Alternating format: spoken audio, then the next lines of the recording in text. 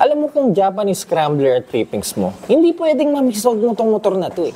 Hindi talaga pwede eh. What is going on mga cutie pies? Joe Moto here. At ito ang scrambler galing Honda, ang CL500.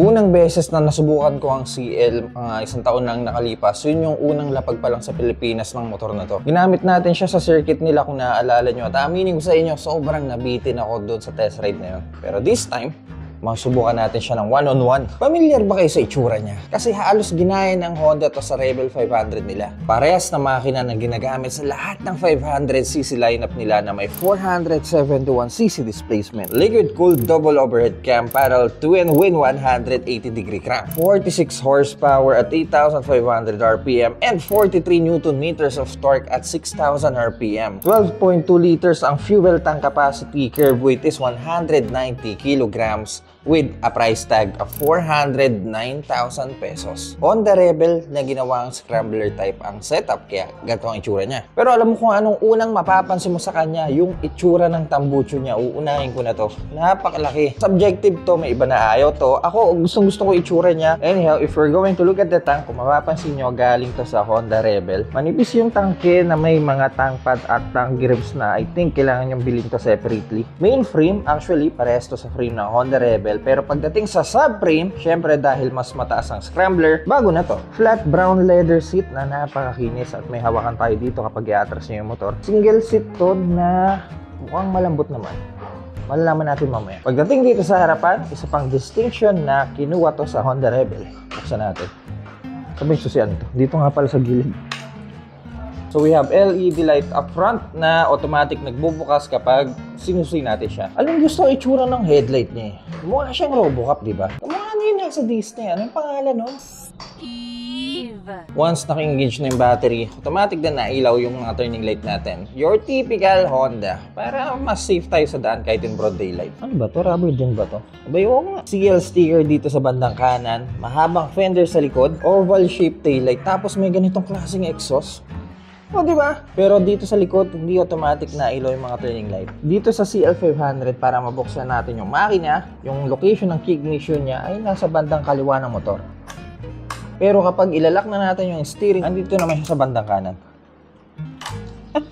Medyo hassle lang, pero wala eh, nasa modern classic bike tayo eh. Pagdating dito sa dash, meron tayong napakasimpleng LCD instrumentation na kinuha ulit sa Honda Rebel. Medyo madilim nga lang yung display niya. Hindi ko lang sure kung pwede natin i-adjust yung brightness nito. Pero anyhow, sa taas makita natin yung clock, sa kanan speedometer, sa kaliwa naman ang gear indicator, odometer dito sa bandang baba, at sa pinakababa ay ang fuel indicator natin. Meron tayong dalawang button dito sa taas. Dito sa kanan, ito ay ang wala nangyayari. Bakit yung reset button? Sa kaliwa naman, ito ay ang dito natin makikita ang trip A, trip B, average fuel consumption ng trip A, trip B, at current fuel consumption. Pinakababa ng dash, meron tayong mga icon ng neutral light, ABS indicator, at low oil pressure indicator.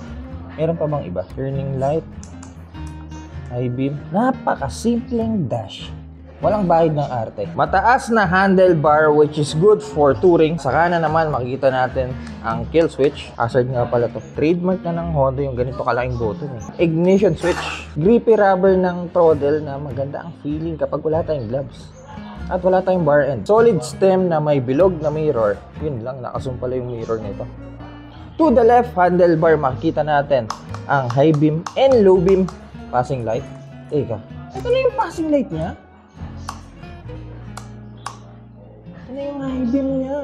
Oh, nakaka-intriga to kung ano yung tsura nito sa gabi ah. Busina na nasa gitna at turning switch na nasa baba. Ang Honda naiiba eh. Baliktad. Hindi po adjustable ang clutch lever natin. Though adjustable naman ang brake lever natin. Front forks, meron tayong 41mm telescopic forks na may rubber cover dito sa harapan. Para hindi ganun kadaling madumayan yung mga suspension natin. Tsaka aesthetic na rin.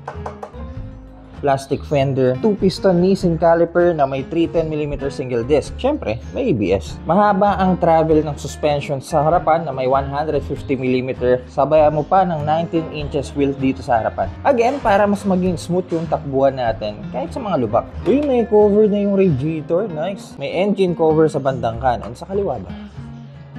Kanan lang. Malapad na metal foot pegs para madaling tumayo sa bike, lalo na kung dadaan tayo sa mga off-road, at mahabang elbow dahil nga mataas yung muffler. Meron tayong cover dito para hindi masulog yung swelas ng sapatos natin at meron pa dito. Parang ang lapid ng position ng foot peg dito sa elbow. Tignan nga natin mamaya kung anong feeling ng sapatos natin. Swing arm na halos parehas din sa Honda Rebel dahil din andito yung muffler, mahaba yung bracket ng pillion foot peg dito sa kanan. Dual suspension sa likod na adjustable ang preload, single piston Nissin caliper, 210mm disc, at kung papansinin mo yung cast alloy wheel, ang dami niyang spoke. Kung sa harap ay 19, dito naman sa likod ay 17. Dunlop Trail Max Mixture. Stock size is 150/70 dito sa likod at 110/80 sa harap. Dual sport tire na capable on and off-road. Dito sa subframe, kung mapapansin nyo, meron siyang dalawang abang na tornilyo para sa mga saddlebag. Kung bubuksan natin tong main seat, asan ang susian mo?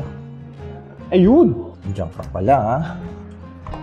Silipin natin kung anong meron. Ayan. Ba? Ang linis na oh. Itsura ng ilalim ng upuan. Well, actually medyo madumi. I mean, organize yung pagkakagawa ng Honda dito sa ilalim ng upuan. Battery, mga fuse. At meron tayong maliit na lagayan dito. Ewan ko, siguro mga ORCR o mga tools na pwede nyo ilagay dyan. Kailangan nyo talaga ng saddlebag kung gusto nyo lumayo. Or backpack. Pero anyhow, tara! First ride na tayo? First ride. Actually hindi. Second ride sa Honda CL500. Nung ginamit ko to sa may Honda Safety Driving Center, sobrang nabitin ako dahil nandun lang tayo sa circuit nila eh. Pero ngayon, makakapiling na natin siya. Guys, ewan ko sa inyo pero gustong gusto kong itsura ng tambucho niya. May mga ibang hater nito, pero para sa akin, gusto ko siya. Dahil dito, nagkaroon siya ng sarili niyang character. Kung titignan natin yung bike, mukha siyang maliit. Manipis kasi yung body niya eh. Yung tangke manipis, upuan manipis. Pero pagdating dito, bigla ko tayo may basuka. Tsaka malaki tignan yung gulong, mga cutie pies. Ito na. Unang, hindi. Second time. Pangalawang upo. Seat height po ng CL is 790mm. Kung sa Honda Rebel 500 is 690mm. Dito, mataas-taas ang seat height natin. Pero alam nyo, 790mm. Hindi na rin ganun kasama para sa mga average height nating mga Pinoy eh. Pero dahil matangkad akong tao, by the way, I'm 6 flat. Mahaba ang inseam ko, flat foot tayo, at medyo bend yung knee ko. Hindi naman ganun ka-bend. Straight nga eh, may onting bend lang. Let me know what you guys think kung bagay ba sa ating mga matatangkad ang CL500. Start na natin. Dito sa kaliwa yung ignition switch. Nice. Ang dilim lang talaga ng dash. Start natin. Ang awkward. Ito na yung tambucho eh.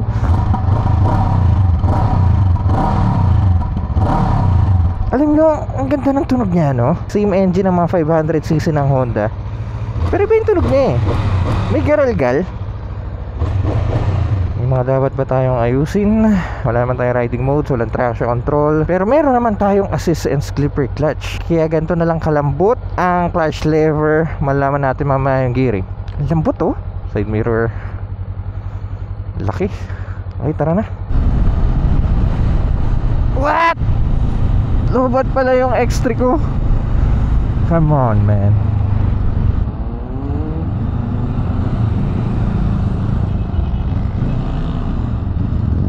Right, so air off the bike. Manipis yung upuan natin actually. Nipis din ng tangke. Ewan ko lang ha, lagi ko kasing gamit yung motor ko. Yung motor ko malapad yung upuan. Siguro naninibago lang ako kasi ngayon na lang ulit ako nakagamit ng ganitong klaseng motor. Pero anyhow, sobrang upright natin. We are in a very upright riding position. Mataas yung handlebar. Ito yung feeling na tinatawag na para tayong nakaupo sa monoblock. Ganun ang feeling. Yun nga lang, napansin ko lang sa kanya, yung positioning ng mga paa natin dito sa foot peg, medyo nakapapasok siya. And isa pa, itong positioning ng paa natin sa foot pegs, ang lapit kasi ng foot pegs sa cover ng elbow ng tambucho. So yung likod ng sapatos ko tumatama dito sa cover. Wala, ito yung normal na apa ko sa foot peg. And yung feeling na may nakaumbok sa sapatos mo, medyo hindi lang ako komportable doon. Pero ganun pa man, ang relax natin dito sa motor na to. Mirrors, napakalaki. Kitang kita natin yung mga motorista sa likod. And isa pa, nakazoom kasi yung mirror. Ang simple ng cockpit natin. Kung may ililiwanag nga lang tong dash natin mas okay sana Sayang may charging port na nakalagay dito sa CL500. Pwede kong i-charge sana yung camera. Pero ang isa pang kinagulat ko dito sa CL, kung gaano ka-smooth yung takbo natin, lalo na yung exhaust note. Aminin ko sa inyo, hindi ako fan ng mga 180 degree na parallel twin, lalo na nung nagsilabasan ng mga 270 degree crank. Pero dito sa CL500, I think magpapasa ako doon dahil gusto ko yung tunog niya. Tsaka gusto ko yung power niya in low RPM, gusto ko yung grunt niya. Iba yung tunog niya, hindi siya yung malalaking gap na tunog ng parallel twin May tindig yung tunog niya, medyo barumbado yung tunog niya. Yun nga lang naka-stock exhaust tayo, kaya medyo mahina yung tunog niya. Pero kapag nire-rev nyo siya, ang ganda ng tunog. Tsaka yung pakaramdam kung paano mag-vibrate yung motor kapag umipiga na tayo, ito yung vibration na acceptable hindi nakakapagod. Yung power niya sa low RPM. Oh! Skuday. Tsaka turn na yung bike ko. Subukan nga natin tumayo. Madali lang ba? Madali lang. Kapag natayo tayo, hindi compromise yung paa natin dun sa cover ng elbow ng exhaust. Overtake tayo. Mani yung overtaking power. Ano ba ito? Naatras ba ito sa gitna? Yung mga switches natin napakalaki. Ang hilig ng Honda sa ganito. Hazard, napakadali. Wala tayong bar end, which is okay lang. Pero masanay kasi ako sa mga may bar end. So mga nagsabing, bakit hindi pa ginawang double disc yan katulad ng mga ibang 500cc? Hindi naman kasi performance bike to Hindi rin ganun kalakas yung power nito, 45 horsepower. Para sa akin, acceptable yung single disc na to sa harap. Tsaka yung suspension natin na naka-telescopic fork, okay na to. Kasi ginawa ang CL for commuting tsaka mga light off-roading. Light off-roading kasi hindi naman din ganun kataas ang ground clearance nito. Naka-cast alloy wheels tayo. Pwedeng gamitin off-road dahil naka 19 inches wheels sa harap, 17 sa likod, dual sport tire, madaling tumayo. Great for commuting kasi magaan yung bike. Handling is very good, madaling iliko, madaling maneuver, relax ang riding position. Ito yung klase ng setup na okay para sa mga beginner, kahit babae ka pa. Baba natin sa low gear.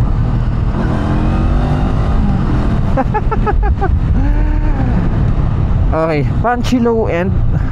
And then smooth lang din yung mga gearing niya dahil din sa assistant slipper clutch na nakalagay sa kanya. Ang daling pumiga, ang daling umapak, minimal effort.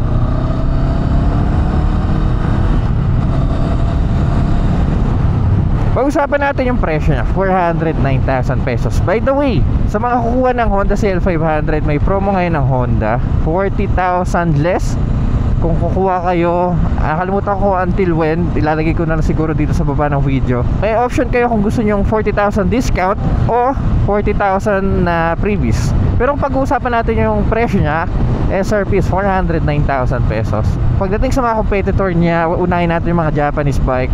Sa Kawasaki, sabihin natin Z650RS, sa Yamaha XR700, sa Suzuki yung SB650. Compared to its competitor, siyang pinakamagaan. Para sa akin, CL500 ang pinaka rider friendly dahil magaan yung bike, maganda yung power niya, relax ergo. Kung may ililiwanag lang talaga yung dash niya, hindi isa pa nakababa yung visor ko, so medyo kailangan ko pang titigan ng matagal yung dash para ma-analyze ko kung anong mga nakasulat sa kanya o sakaling ganito klaseng araw tapos nakababa yung visor nyo. Pero outside Japanese brand, kung kumpara natin siya sa mga ibang competitor, nasa premium price ang CL dahil din Honda to syempre, kaya medyo mataas yung presyo niya. For the engine, subok na to dahil ito ang pares na makina na ginagamit nila sa 500 lineup. Maraming natuwa sa 500cc ng Honda at isa sa mga winning factor ng Honda yun. Okay, fuel consumption natin, meron tayong 4 na bar dito, nabawasan ako isa. Kumusumo tayo ng 27 km per liter. 27 km per liter para sa isang 500cc displacement, pwede na. Kahit 12 liters lang ang fuel tank capacity ng CL, 190 kilograms na bike, malit man yung tangke, tipid naman gamitin yung motor.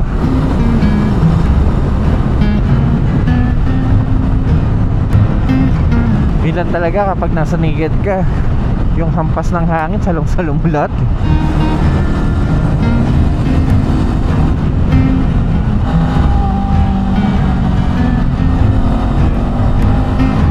Ang lambot ng suspension sa likod, nakakatuwa.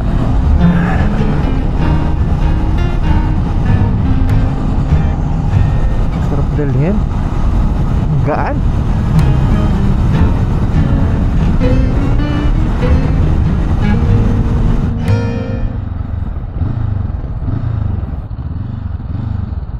Ngayon na lang ulit ako huminto dito.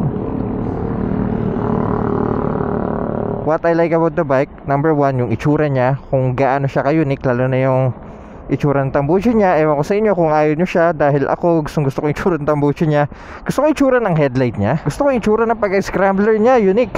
Hindi basta-basta retro lang na scrambler na magkakamukha, hindi Maganda yung tunog ng exhaust, smooth yung delivery. Gusto kong suspension niya, lambot, nakakatuwa. Siguro hindi lang ako komportable. Yung pakiramdam ng paa ko dito sa bandang kanan, ewan ko na tama yung sapatos ko dito. Ito nga may marka pa parang nakakailang Tsaka yung dash natin, ewan ko masyado siyang dim Pero overall, tuwa ako sa bike na to. Big thanks to Honda Philippines dahil pinahiram na lang sa atin to para ma-share sa inyo kung anong pakiramdam at kung gaano kaganda ang CL500. Tignan natin kung makakalayo tayo dito sa bike. Kaya mga Philippines, kung nag-enjoy kayo sa video na to, kindly leave a like. At kung mahilig kayo sa mga ganito content, huwag kayong mag-alala dahil nasa tamang channel kayo. So make sure to press that subscribe button dyan sa baba. And let me know your thoughts kung anong masasabi nyo sa CL500.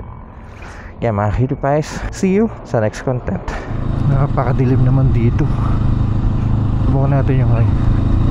Yun yung high ang cute ng high Pero napakadilim, Diyos ko.